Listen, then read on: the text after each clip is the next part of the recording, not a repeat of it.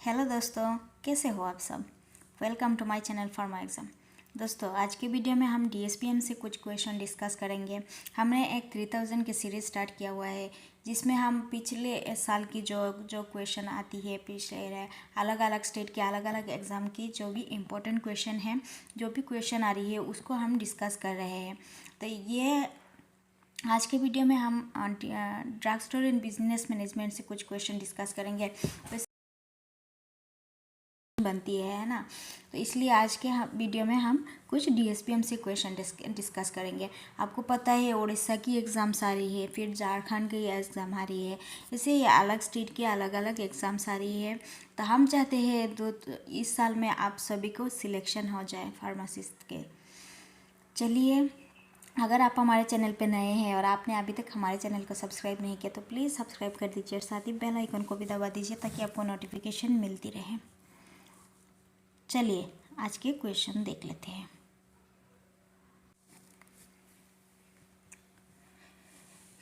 According to dual aspect concept, आपको बताना है according to dual aspect concept assets क्या होती है, क्या होती है, कैपिटल माइनस लाइबिलिटीज़ होती है, एसेट इक्विटी प्लस लाइबिलिटीज़ होती है, या फिर कैपिटल माइनस 1 बाई लाइबिलिटी होती है, या फिर asset capital plus 1 by liability होती है। क्या होगी correct answer?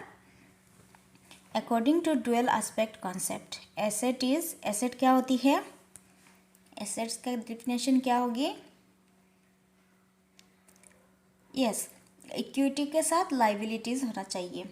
Assets is equals to equity plus liabilities. Option B is the correct answer. Assets is equal to equity plus liabilities. Equity plus liabilities, option B is the correct. Next question देखेंगे। ये subject इतना भी tough नहीं है, बस थोड़ी सी theory type की subject है। अगर आप लोग पढ़ेंगे तो आंसर बन जाएगा। इजी क्वेश्चन आती है, ज़्यादा टफ नहीं आती है इससे। Following are describe indirect channel of distribution except. इनमें से आपको चैनल ऑफ इनडायरेक्ट बोला है ना, इनडायरेक्ट चैनल ऑफ डिस्ट्रीब्यूशन बोला है। तो ऑप्शंस देख लेते हैं। Producer, wholesale, retailer, consumer. क्या ये इनडायरेक्ट चैन है? प्रोड्यूसर, एजेंट, होलसेल, फिर रिटेल, फिर कंज्यूमर। प्रोड्यूसर से रिटेलर, रिटेलर से कंज्यूमर, या फिर डायरेक्ट प्रोड्यूसर से कंज्यूमर। तो इनडायरेक्ट चैनल क्या होगी इनमें से? देखिए, ऑप्शन ए में क्या है, प्रोड्यूसर से होलसेलर में आते हैं, है ना। फिर होलसेलर से किस में आते हैं? रिटेल में आते हैं। रिटेल से हम कंज्यूमर को मिलते हैं। फिर आपका प्रोड्यूसर से कोई एजेंट खरीदेगा और एजेंट से होलसेलर के पास आएगा, होलसेलर के रिटेलर पर के पास आएगा, रिटेलर से कंज्यूमर के पास आएगा। ये क्या है? ये सब चेन सिस्टम है ना, चेन सिस्टम है। प्रोड्यूसर से रिटेलर तक आएगा, फिर रिटेलर से आपको कंज्यूमर में आ जाएगा। यहाँ पे देखिए ऑप्शन डी में क्या है, प्रोड्यूसर से डायरेक्टली कंज्यूमर में आ रहा है ना, डायरेक्टली प्रोड्यूसर से कंज्यूमर में आ रहा है। तो उसी को हम क्या बोलेंगे, एक्सेप्ट बताना है आपको। इनडायरेक्ट चैनल डिस्ट्रीब्यूशन एक्सेप्ट, इन चैनल डिस्ट्रीब्यूशन है, एक्सेप्ट बताना है। तो आंसर क्या हो जाएगा? ये देखिए, ये तो डायरेक्ट हो रहा है ना, इनडायरेक्ट तो नहीं हो रहा है, प्रोड्यूसर से कंज्यूमर तक आ रहा है। तो ये क्या हो जाएगा? डायरेक्ट हो जाएगा। तो आंसर क्या होगी? हमें एक्सेप्ट बताना है। Option D is the correct answer. Except बताना है। एक्सेप्ट का क्वेश्चन थोड़ी सी ट्रिकी होती है, ध्यान से पढ़ेंगे तो आंसर भी बन जाएगा। Option D is the correct.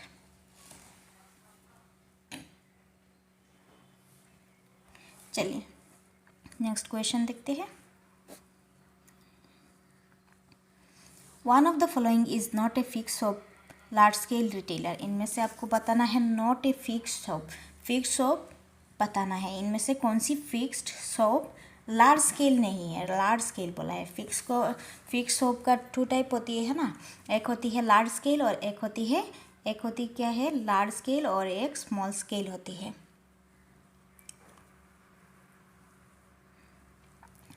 एक क्या है, लार्ज स्केल और एक स्मॉल स्केल होती है। तो आपको इनमें से बताना है कौन सी लार्ज स्केल नहीं है, नॉट बोला है, लार्ज स्केल नहीं है। Mail order business, hire purchase shop, cooperative store, या फिर स्पेशलिटी शॉप। क्या होगी करेक्ट आंसर? लार्ज स्केल में क्या क्या आती है? लार्ज स्केल में आपका मेल ऑर्डर बिजनेस आती है, फिर higher purchase shop, cooperative store आती है, फिर डिपार्टमेंटल स्टोर होती है, मल्टीपल शॉप होती है या फिर चेन शॉप होती है। ये सब किस में आती है? लार्ज में आती है। Mail order business, hire purchase shop, फिर कोऑपरेटिव स्टोर, उसके बाद डिपार्टमेंटल स्टोर, फिर मल्टीपल शॉप्स या फिर चेन शॉप्स, ये लार्ज शॉप में लार्ज स्केल में आती है। लेकिन स्मॉल आपको बताना है not a fixed large scale. तो आंसर क्या है? Option D, speciality shop. ये क्या है? ये स्मॉल शॉप में आ जाएगी, स्मॉल स्केल में आ जाएगी, स्मॉल स्केल में आ जाएगी। अगर हम स्मॉल स्केल के बारे में बात करें, स्मॉल स्केल में क्या क्या आती है? स्मॉल स्केल में आपका स्मॉल स्केल में आपके आती है स्ट्रीट स्टॉल, जो स्ट्रीट स्टॉल होती है वो आती है, फिर सेकेंड हैंड जो गुड्स सेलर होती है उस वो आती है, फिर जनरल स्टोर जो होती है, सिंगल लाइन स्टोर होती है, स्पेशलिटी स्टोर, ये सब किस में आती है? ये सब आपका स्मॉल स्केल में आती है। तो स्मॉल स्केल में स्पेशलिटी शॉप आ जाएगा। आंसर क्या है? Option D. याद रखना है स्मॉल स्केल में क्या क्या आती है। स्मॉल स्केल में आती है single shop, single line shop आती है, फिर स्ट्रीट स्टॉल जो होती है वो, फिर सेकेंड हैंड का गुड्स का जो होती है ये, फिर जनरल स्टोर, ये सब स्मॉल स्केल में आती है। लार्ज में हमने देख लिया मेल ऑर्डर, हायर कोऑपरेटिव, फिर multiple shops, chain shop, departmental shop, वो सब आपके लार्ज स्केल में आ जाएगी। चलिए नेक्स्ट देखते हैं। The tenders which are called by advertisement are known as. आपको बताना है एडवर्टाइजमेंट में जो टेंडर आती है उसको हम किस तरह की टेंडर कहते हैं? Open tender, limited tender, simple tender या फिर ऑरल टेंडर। क्या होगी करेक्ट आंसर? जो एडवर्टाइजमेंट में आती है उसको हम क्या कहते हैं? एडवर्टाइजमेंट के बारे में बात करें तो हम उसको क्या करेंगे? एडवर्टाइजमेंट सबको पता चल जाती है ना, न्यूज़पेपर में आती है कुछ टेंडर, सभी को पता चलती है, उसको हम क्या कहेंगे? ओपन टेंडर कहेंगे, ओपन टेंडर कहेंगे। या फिर उसको हम क्या कहते हैं? पब्लिक टेंडर भी कहते हैं, पब्लिक टेंडर भी कहते हैं। एडवर्टाइज अगर आ जाएगा तो आपको ओपन या फिर पब्लिक में लगाना है, ओपन टेंडर या फिर पब्लिक। लिमिटेड टेंडर क्या होती है? लिमिटेड टेंडर्स होती है जो लिमिटेड लोगों के लिए होती है, ये कॉन्ट्रैक्टर के लिए या फिर कोई कंपनी के लिए लिमिटेड लोगों के लिए होती है, उसको हम क्या कहते हैं? लिमिटेड टेंडर या फिर सिलेक्टिव टेंडर। अगर सिलेक्टिव टेंडर भी पूछेगा तो आप यही बताएंगे कि लिमिटेड या फिर कुछ सिलेक्टिव कंपनीज या फिर कोई कॉन्ट्रैक्टर को मिलती है। फिर सिंपल टेंडर और नेगोशिएटेड टेंडर, ये दोनों चीज़ सेम होती है। देखेंगे हम नेक्स्ट सिंपल टेंडर के बारे में भी देखेंगे। चलिए नेक्स्ट क्वेश्चन देखेंगे। तो इसका आंसर क्या हो जाएगा? एडवर्टाइजमेंट का क्या होगी? एडवर्टाइजमेंट आएगा तो आपको ओपन टेंडर या फिर पब्लिक टेंडर लगाना है आंसर। ट्रायल बैलेंस है, ट्रायल बैलेंस क्या है? लेजर है, अकाउंट है, समरी है या फिर स्टेटमेंट है। ट्रायल बैलेंस क्या होती है? Trial balance is a trial balance is a statement होती है ना। ऑप्शन डी हो जाएगी correct answer. Trial balance is a statement. Next question देखते हैं। An industry manufacturing a chemical by a standardized chemical reaction is, उस industry को क्या कहते हैं जिसमें केमिकल मैन्युफैक्चर किया जाता है, केमिकल रिएक्शन के द्वारा केमिकल बनाया जाता है, उस इंडस्ट्री को हम क्या कहेंगे? Processing industry, analytical industry, extractive industry या फिर सिंथेटिक इंडस्ट्री। क्या कहेंगे हम लोग? उस इंडस्ट्री को हम क्या कहेंगे? जो केमिकल रिएक्शन करके केमिकल मैन्युफैक्चर होती है, उस इंडस्ट्री को हम कहते हैं सिंथेटिक इंडस्ट्री। सिंथेटिक इंडस्ट्री कहेंगे। Option D is the correct answer. उसको हम क्या कहेंगे? सिंथेटिक इंडस्ट्री कहेंगे। चलिए नेक्स्ट क्वेश्चन देखते हैं।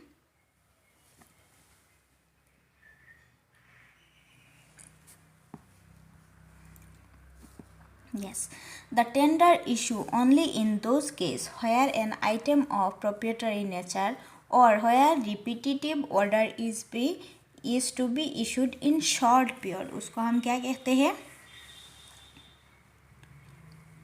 A tender issued only those cases where an item of a proprietary nature or where repetitive order is to be issued in short period. short period में जो टेंडर आती है, जो repetitive order में आती है, प्रोप्रिएटर नेचर होती है, उसको हम क्या बोलते हैं? किस तरह की टेंडर बोलते हैं? Oral tender, limited tender, single tender या फिर ओपन टेंडर क्या बोलते हैं? ओपन टेंडर हम किसको कहते हैं? थोड़ी देर पहले देखा है, ये जो एडवर्टाइजमेंट होती है न्यूज़पेपर में या फिर सोशल मीडिया या फिर किसी में एडवर्टाइजमेंट होती है, उसको हम क्या कहते हैं?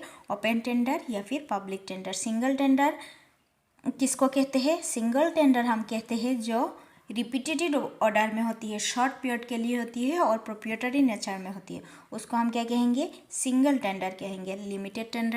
लिमिटेड टेंडर हम उसी को कहेंगे जो लिमिटेड लोगों के लिए है, लिमिटेड कॉन्ट्रैक्टर के लिए है या फिर लिमिटेड कोई कंपनी के लिए है, सिलेक्टिव जो होती है उसको हम क्या कहते हैं? लिमिटेड टेंडर कहते हैं। तो इसमें हमने शॉर्ट पीरियड बोला है, repeated order and proprietary nature, उसको हम क्या कहते हैं? सिंगल टेंडर कहते हैं। Option C is the correct. उसको हम क्या कहते हैं? सिंगल टेंडर कहते हैं। चलिए नेक्स्ट क्वेश्चन देखेंगे। शॉर्ट टर्म लोन को हम क्या कहते हैं? Current asset, current liabilities, fix asset या फिर fix liabilities.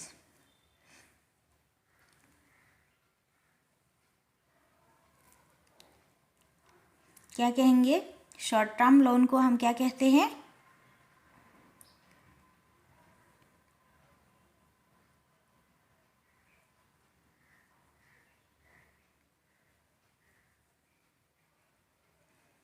Short term loan को हम क्या कहते हैं? करंट लाइबिलिटीज़ कहते हैं। करंट लाइबिलिटीज़ कहते हैं। शॉर्ट टर्म लोन्स को हम क्या कहते हैं? Short term loan is current liabilities. Option B is the correct answer. Option B is the correct answer. चलिए नेक्स्ट क्वेश्चन देख लेंगे। Which one among the following can consider as home trade? इनमें से आपको बताना है होम ट्रेड कौन सी है। फॉरेन एजेंट होती है, एक्सपोर्ट एजेंट ट्रेड होती है, इंपोर्ट मर्चेंट होती है या फिर मैन्युफैक्चरर होती है। तो होम ट्रेड आपको बताना है। होम ट्रेड आपको बताना है। फॉरेन एजेंट होम ट्रेड होती है क्या? नहीं। होम ट्रेड मतलब अंदर, इंटरनल होगा, है ना, अंदर ही होगा। फॉरेन एजेंट वो तो एक्सटर्नल हो जाएगा ना। तो फॉरेन एजेंट क्या है? ये होम ट्रेड नहीं है। एक्सपोर्ट ट्रेड ये भी नहीं होगी। एक्सपोर्ट जो एक्सपोर्ट होती है, इंपोर्ट मर्चेंट ये भी आपका इंटरनल नहीं होगी ना। मैन्युफैक्चरर क्या है? ये आपका हो जाएगा होम ट्रेड। मैन्युफैक्चर जो मैन्युफैक्चर करती है, फिर प्रोडक्ट को होलसेलर के पास आती है, फिर कंज्यूमर में आती है, वो सब इंटरनली होती है ना। तो ये हो जाएगा क्या? Home trade. होम ट्रेड उसको हम कहेंगे अंदर ही अंदर जो चीज़ है ना, उसको हम क्या कहते हैं? Home trade. तो आंसर क्या है? Option D, manufacturer is the correct answer. Next देखेंगे। A location which attract customer for shopping may be termed as. जहाँ location which attract customer for shopping may be termed as, उस attract location को आपको बताना है नाम क्या है, उसको हम क्या कहते हैं? अट्रैक्ट कस्टमर को अट्रैक्ट करती है ऐसी कुछ लोकेशन, उसको हम क्या कहते हैं? किस तरह की लोकेशन कहते हैं? Interceptive location, generative location, suspicious location या फिर जियोग्राफिक लोकेशन। क्या कहते हैं? जो कस्टमर को अट्रैक्ट करती है शॉपिंग में, उसको ऐसे कुछ लोकेशन जो कस्टमर को अट्रैक्ट करती हैं शॉपिंग में, उसको हम क्या कहते हैं? उसको हम जेनरेटिव लोकेशन कहते हैं। उसको हम क्या कहते हैं? जेनरेटिव लोकेशन कहते हैं। Option B is the correct. Generative location, attract आएगा तो जेनरेटिव लोकेशन बोल देंगे आप। चलिए नेक्स्ट क्वेश्चन देख लेंगे। The method in which a code is assigned to a stored item for easy identification is called. easy identification के लिए हमने कोई मेथड यूज़ करते हैं ना, कोडिंग करते हैं. अगर फार्मेसी में आप देखेंगे तो कोडिंग किया जाता है, ABC ऐसे करके कुछ कोडिंग किया जाता है जो आपको इजीली आप आइडेंटिफाई कर सकते हैं, इजीली आप समझ सकते हैं कि ये चीज़ यहाँ पे रखा है. तो उस मेथड को हम क्या कहते हैं? ब्लॉक मेथड कहते हैं, मिनोमिक मेथड कहते हैं, कॉम्बिनेशन मेथड, या फिर अल्फा न्यूमेरिक मेथड कहते हैं. उसको हम क्या कहते हैं? आइडेंटिफिकेशन के लिए जो कोड असाइन किया जाता है, उसको हम क्या कहते हैं? उस मेथड को हम क्या कहते हैं? मेनीमोनिक मेथड कहते हैं. Option B is the correct answer. उस मेथड को हम क्या कहते हैं? मेनीमोनिक मेथड कहती है. जो कोड असाइन किया जाता है स्टोर में, किस लिए? इजी आइडेंटिफिकेशन के लिए. उसको हम किस तरह की मेथड कहते हैं? तो उसको हम मेनीमोनिक मेथड कहते हैं. Option B is the correct. Next question देखते हैं.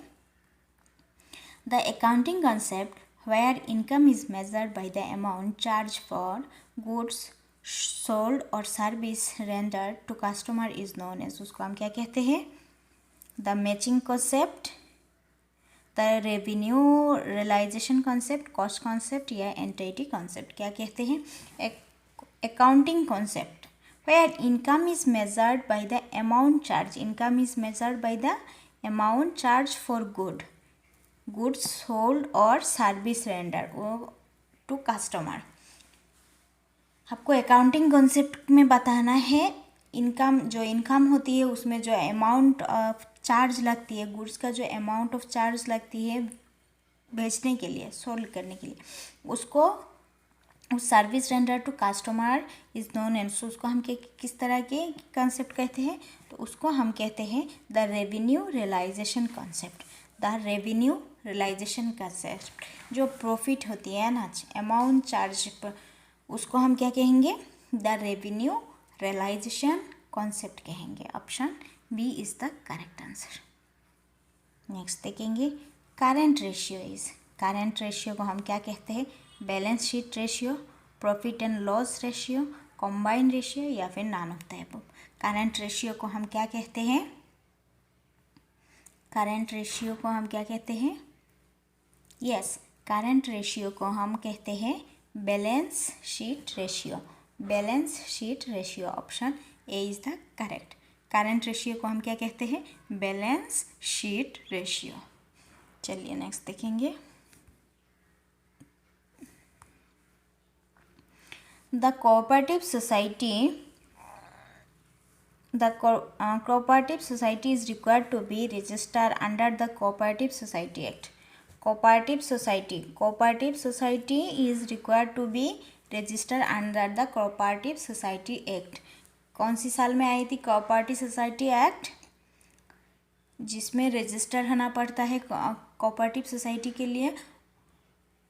किस साल में आया था कोऑपरेटिव सोसाइटी एक्ट? 1921 में, 1912 में, 1919 में, या फिर 1985 में. कौन सी साल में आई थी? तो कोऑपरेटिव सोसाइटी एक्ट वो 1912 में आई थी. 1912 में आई थी. ओके, 1912 में आई थी. इसमें आपको कोऑपरेटिव सोसाइटी, कोऑपरेटिव के लिए आपको रजिस्टर होना पड़ता है. वो एक्ट कब आए हैं? 1912 में आई थी. नेक्स्ट देखेंगे. The transaction which are not capable of being recorded in term of money are not entered in amount book. The concept applied in this case. किस तरह की कंसेप्ट केस अप्लाई होगी? Accounting period, money measurement, going concern, या फिर cost. क्या होगी? Transaction which are not capable of being recorded in term of money are not entered in accounts book. The concept applied in this case, उस case का हम क्या कहते हैं? दोस्तों ये है आज की लास्ट क्वेश्चन. नेक्स्ट वीडियो में हम और क्वेश्चन डिस्कस करेंगे. पिछले वीडियो में हम प्लेलिस्ट डाल देंगे। अगर आप फार्मासिस्ट के एग्ज़ाम की तैयारी कर रहे हो तो आप जाके प्लेलिस्ट को चेक कर सकते हो। उड़ीसा की कर रहे हो, झारखंड की कर रही हो, तो हम लास्ट में प्लेलिस्ट डाल देंगे, आप जाके देख सकते हो। और वीडियो अच्छी लगे तो प्लीज़ चैनल को सब्सक्राइब करें, लाइक भी कर देना। इसका आंसर क्या होगी? Which are not capable of being recorded in term of money are not entered in account book। उस टर्म को हम क्या कहते हैं? उस टर्म को हम कहते हैं money measurement. Money measurement is the correct answer. Option B is the correct answer. The concept applied in this case, इस केस में हम जो कॉन्सेप्ट अप्लाई करते हैं उसको हम क्या कहते हैं? मनी मेजरमेंट कहते हैं। दोस्तों आज के लिए इतना ही, नेक्स्ट वीडियो में फिर मिलते हैं। Thank you. वीडियो पसंद आए तो लाइक ज़रूर करें।